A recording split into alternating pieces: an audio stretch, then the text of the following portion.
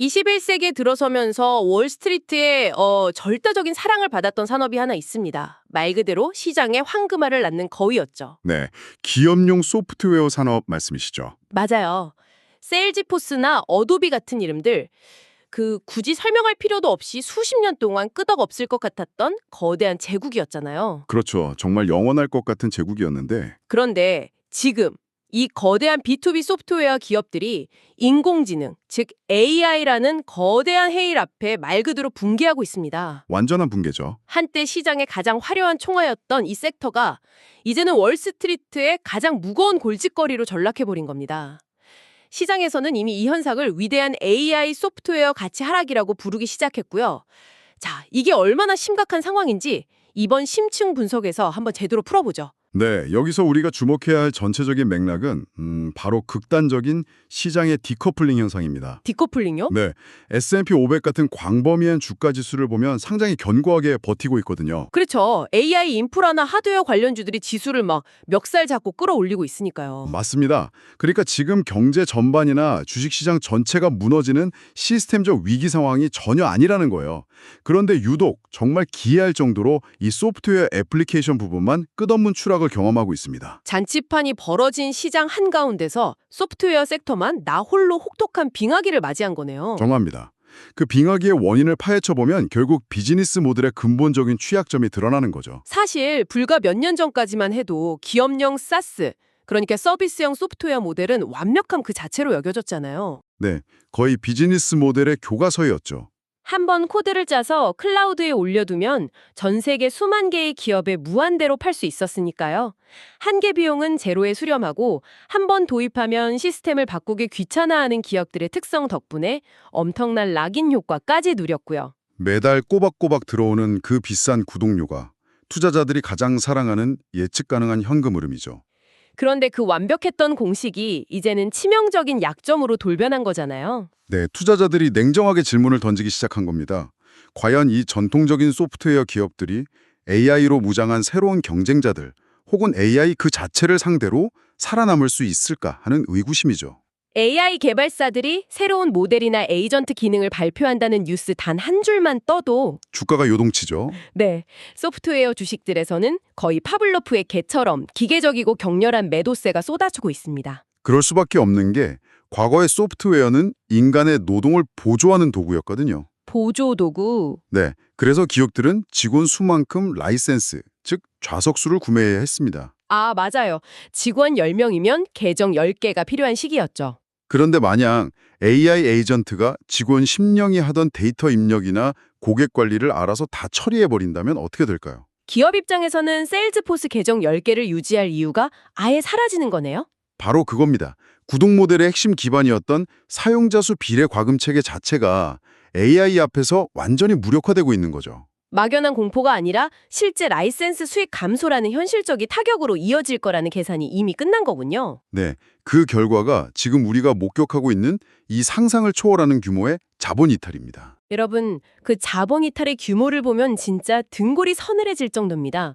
개별 기업 한두 곳이 삐끗한 수준이 아니거든요. 맞아요. 섹터 전체가 흔들리고 있죠. 약 140개 정도의 소프트웨어 기업들을 추종하는 스테이트 스트리트 S&PDR S&P 소프트웨어 앤 서비스 ETF 차트 보셨나요? 이건 하락이 아니라 거의 자유낙하에 가깝습니다. 네, 낙폭이 어마어마하더라고요. 이 ETF가 2020년 첫 두 달 동안에만 무려 20% 폭락했습니다. 작년 가을에 기록했던 고점과 비교하면 거의 30%가 증발했죠. 반일 섹터를 아우르는 바스켓이 이렇게 단기간에 무너졌다는 건 월스트리트가 소프트웨어 산업의 미래 성장성에 대해 사실상 사망 선고를 내렸다는 뜻으로 읽힙니다. 그 하락폭을 절대적인 금액으로 환산해보면 시장의 충격이 얼마나 거대한지 더 확 와닿는데요.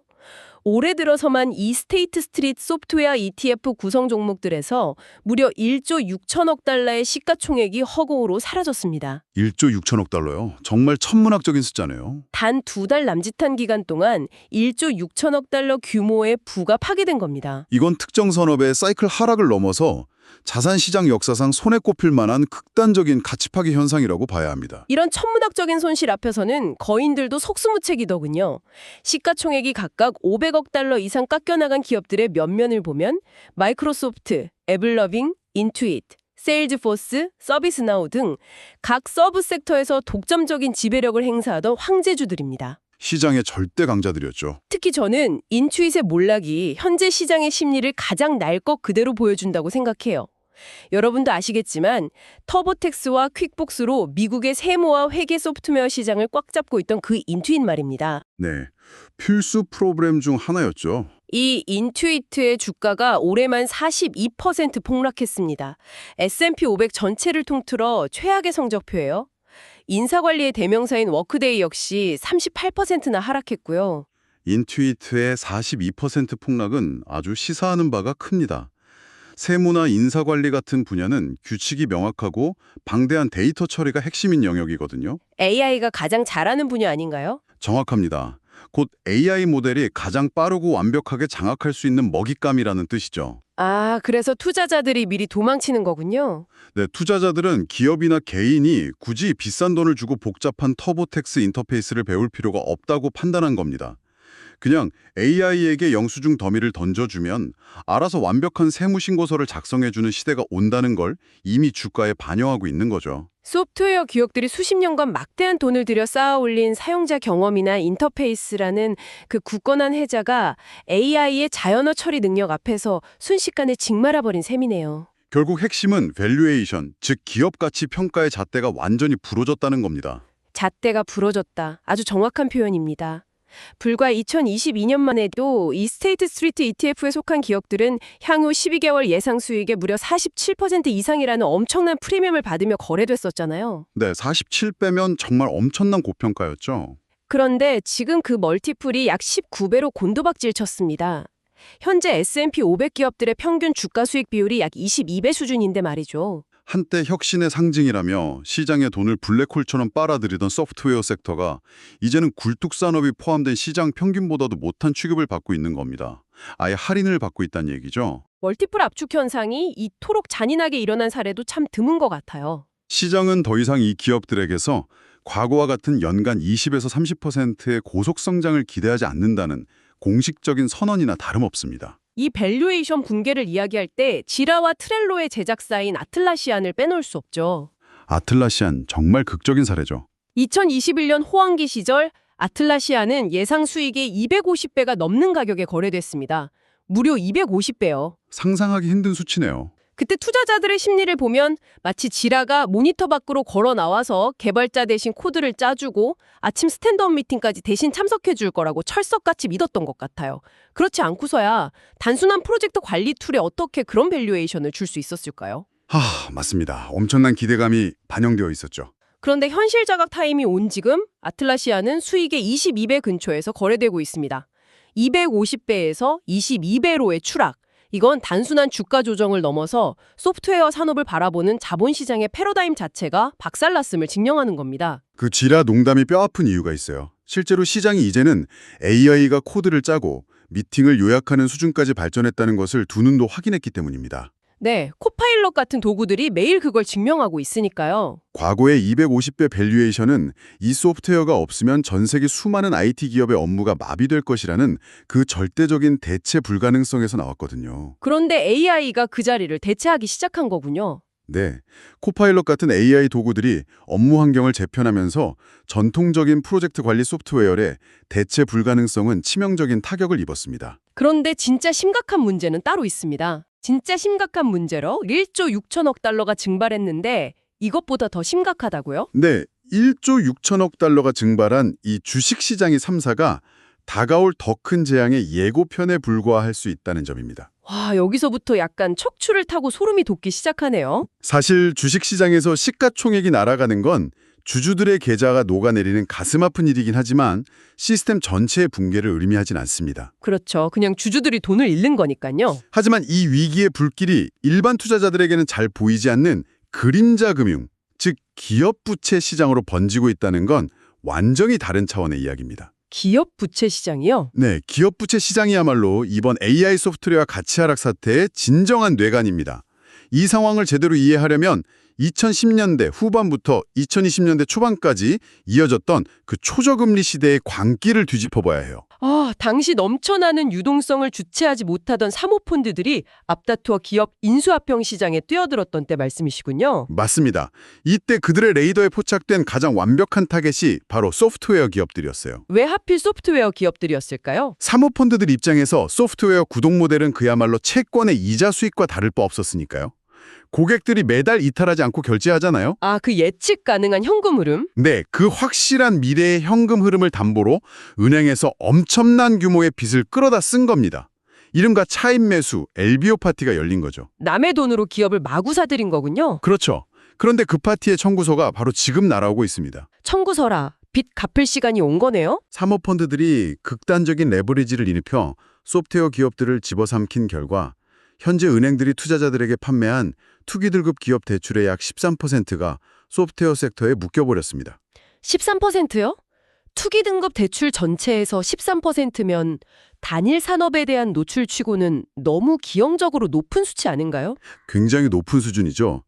게다가 은행의 깐깐한 규제를 피해 자산운용사들이 기업에 직접 거액을 빌려주는 이른바 사모신용시장으로 눈을 돌리면 소프트웨어 기업들이 차지하는 비중은 훨씬 더 압도적입니다. 겉보기에는 첨단 클라우드 기술을 다루고 화려한 오피스를 쓰는 쿨한 IT 기업들인 줄 알았는데 재무제표의 뚜껑을 열어보면 사모펀드들이 씌워놓은 엄청난 빚더미에 짓눌려 헐떡이고 있었다는 얘기잖아요.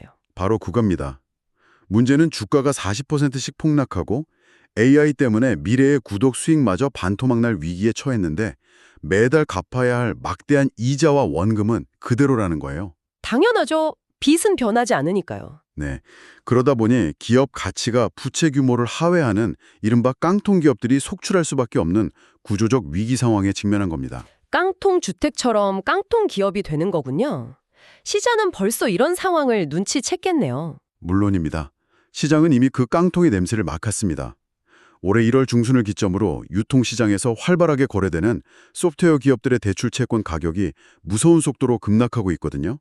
채권 가격이 떨어진다는 건 무슨 의미인가요? 돈을 빌려준 전주들이 이 소프트웨어 기업들이 조만간 빚을 갚지 못하고 디폴트 상태, 즉 채무불이행에 빠질 것이라는 극도의 공포에 사로잡혀 있다는 겁니다. 때일 바에야 싸게라도 팔아 넘기겠다는 거군요. 맞습니다. 막대한 손실을 감수하고서라도 대출 채권을 헐값에 던지고 있다는 명백한 시그널이죠. 주식시장의 피바람이 부채시장의 패닉셀링으로 전이되는 완벽한 전염 위험의 사이클이네요.